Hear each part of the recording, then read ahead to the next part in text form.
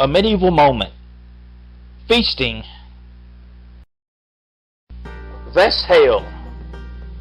A feast was a lavish ritual banquet, in this case hosted by a monarch, bishop of the church, or other noblemen. Peasants and guildsmen hosted their own feasts, which were not nearly as elaborate. A feast was a chance for the host to show off his largesse and hospitality. Guests would normally include other noblemen of the same or higher social rank as the host. Thus, a feast was a chance for the realm's nobility to see and be seen.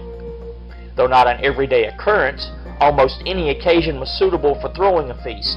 For example, a betrothal or marriage, treaty negotiation, a funeral, the installation of a bishop, a victory at arms, a tournament, or the celebration of the feast day of a particular saint of the church. A feast would typically last several hours, often until the last drunken reveler staggered back to his chambers in the throes of an ale passion, or hangover. Until about the mid-13th century, it was customary for medieval feasts of the nobility to be segregated, as at English King Richard the Lionheart's coronation feast in 1189, where the women were absent and the men feasted together. The clergy, in due order of rank, starting with the archbishops of Canterbury and York, the two highest-ranking clergy in England, dined at the king's table, and the laity, the earls, barons, and knights, dined at separate tables in order of rank.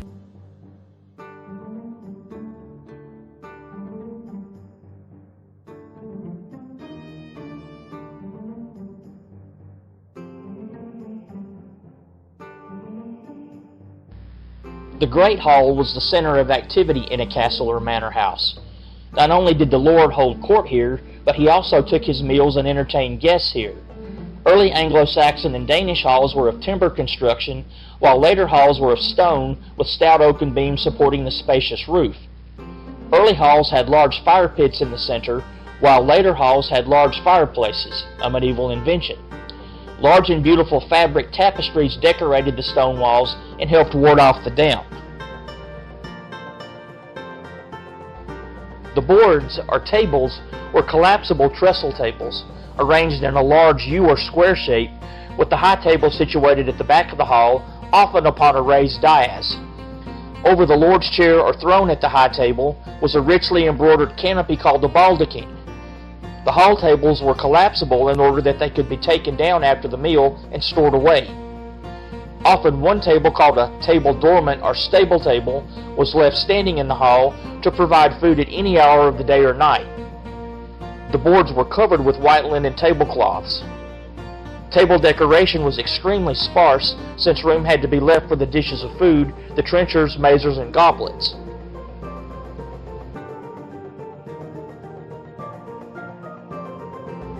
Along one wall of the hall stood the aumbry, or dresser, a large multi-shelved wooden cupboard upon which the gold and silver plate of the house was displayed. At the rear of the hall was a raised balcony called the minstrel's gallery, in which the minstrels, common musicians kept on retainer or more often hired for the night, were stationed. Upon their arrival, each noble guest was announced by the hall steward, then seated according to their rank at the boards on high-backed benches known as banquettes, from which we get our word banquet. The most noble and exalted guests sat next to the lord or monarch at the high table.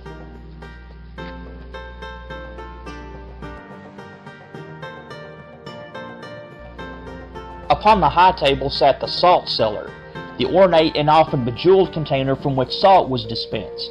A common form of salt cellar was one shaped like a ship called a nef, from the French word for ship. The other guests in the hall, seated beneath the high table, were thus said to sit below the salt, which is where that expression comes from.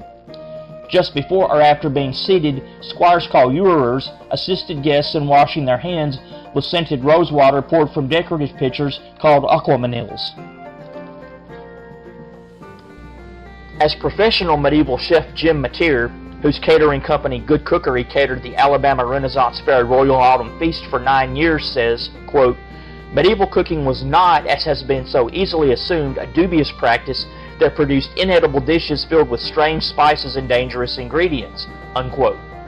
According to Jim, medieval chefs used many of the same types of foodstuffs that we use today, in addition to forms of food preparation familiar to moderns. The dishes and recipes they created were neither inedible nor dangerous, but extremely delicious and nourishing meals that employed the finest meats, grains, fruits, and vegetables available to them. Then as now, people knew what tasted good, and the sauces, stews, pies, roasts, and soups that satisfied medievals are just as wholesome and enjoyable nowadays. A series of 2, 3, or sometimes 4 courses were served, each dish containing upwards of a dozen delicious exotic dishes. At royal feasts, the main courses were broken up by mini courses called entremets, which featured lavish spectacles, music, and fantastic foods called subtleties. At the coronation feast of King Richard III of England in 1483, there were 3 courses for the high table, 2 for the lesser nobility, and 1 course for the commoners, which in this instance included the Lord Mayor of London.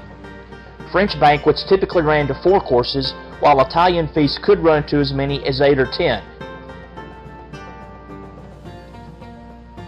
The menu for the feast in honor of the coronation of English King Henry IV in 1399 contained 3 courses. The first course had 11 dishes, the second course had 13 dishes, and the third course had 19 dishes for a total of 43 dishes. And at the memorial feast for Nicholas Bubwith, the deceased Bishop of Bath and Wells, on December 4th, 1424, 2 courses were served, the first containing 11 dishes, the second containing 16.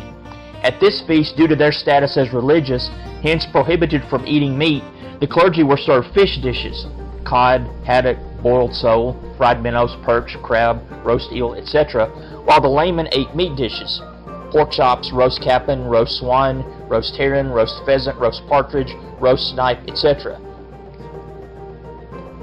Dishes served at a feast were typically more lavish than most people would eat on a daily basis, and in England at some noble feasts, few vegetables seem to have been served, being instead replaced with an array of roast, fish, and fowl dishes. Typically, the dishes served to those not seated at the high table were a selection of those dishes in the 3-course menu, including the most basic dishes. A fruit or dessert course would often be served last.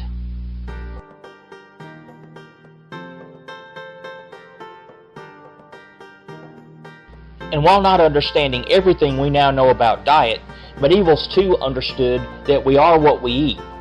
Their dietary regimens were based upon the idea of the 4 humors, an ancient philosophy which held that human health was controlled by the 4 properties of melancholy, choler, phlegm, and blood, which themselves corresponded to the 4 elements of earth, air, fire, and water.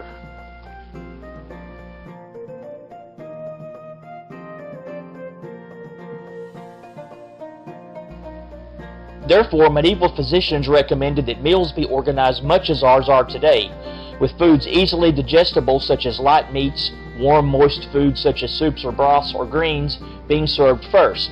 To open the stomach, spicy foods were also often served first. Foods that were harder to digest, such as beef, fatty pork, or heavier fruits, might be served later in the meal. When meat was eaten, it was normally followed by cheese, which medieval physicians recommended for good digestion. For the same reason, when fish was served, it was usually followed by nuts.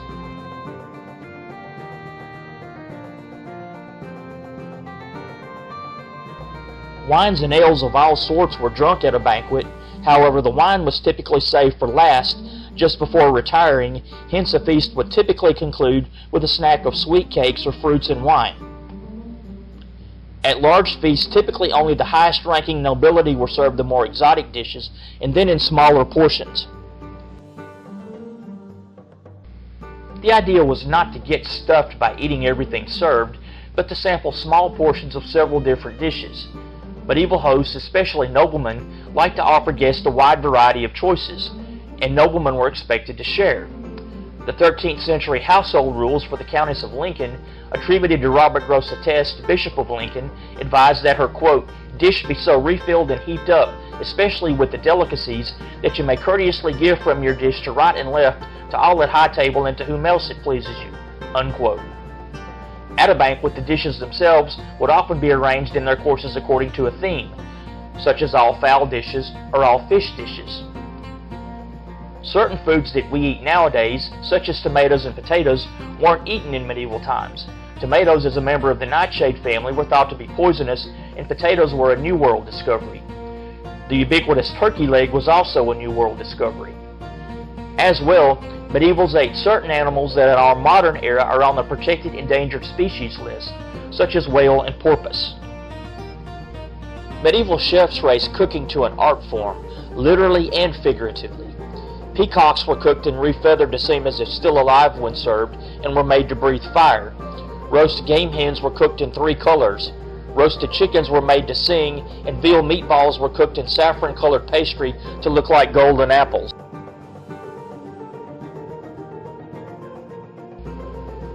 Desserts called entremets or subtleties, fashioned of spun sugar and crafted in the likeness of saints, allegorical or mythological figures, were served the nobles. Between courses, spectacle dishes which often included subtleties and entremets were served, which also often involved music and drama, perhaps the stories of King Arthur, Charlemagne, or allegorical poems.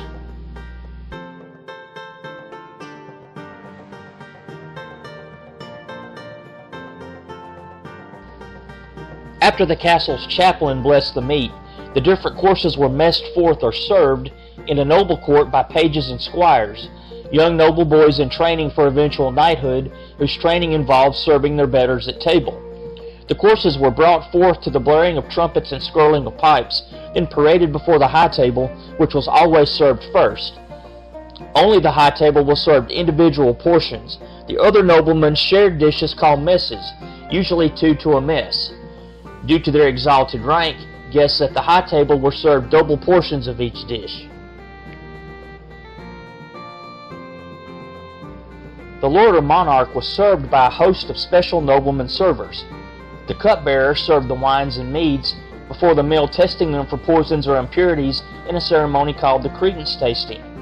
The pantler ritually cut and served his lord's breads with a knife called the chaffer, and portioned out the salt with his salt planer at his lord's pleasure, after dressing the boards in the hall.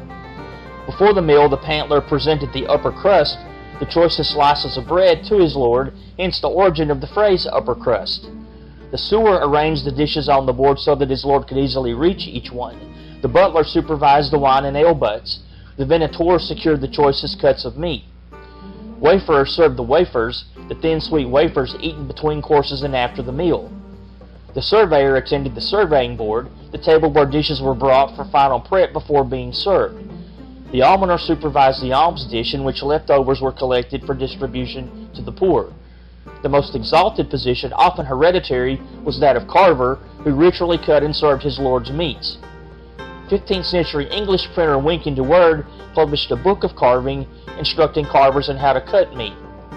The surveyor of ceremonies was the nobleman who supervised the smooth running of the entire feast.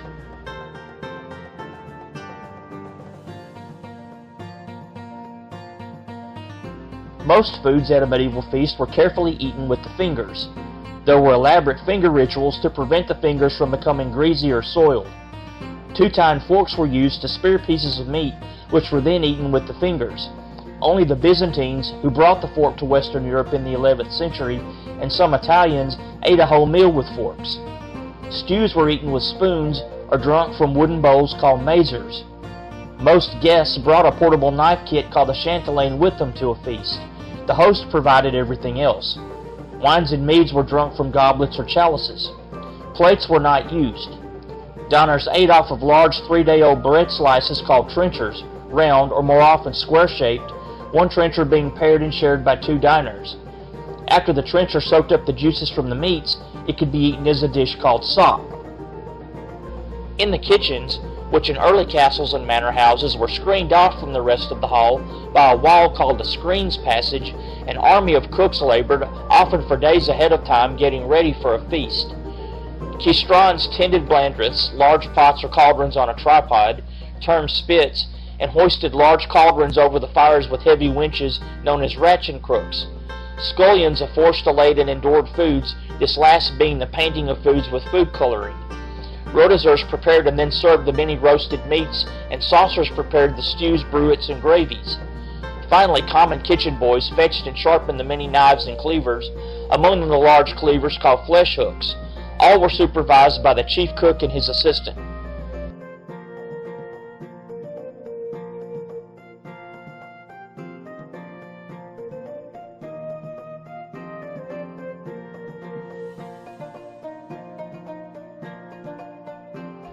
At meals in, the boards were cleared of food, with leftovers going into the alms dish, and they were taken down to make more room for the entertainers, who might already have been performing between courses.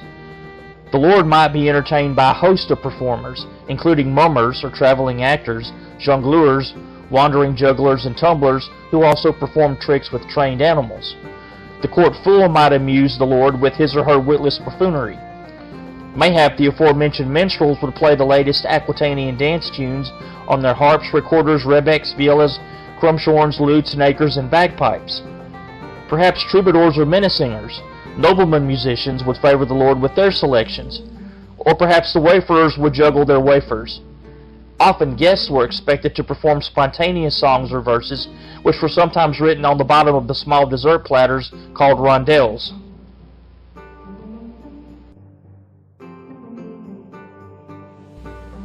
This has been a Medieval Moment with Lee Freeman. For more information on a variety of medieval topics, check out Medieval Speak, a medieval word book by Lee Freeman.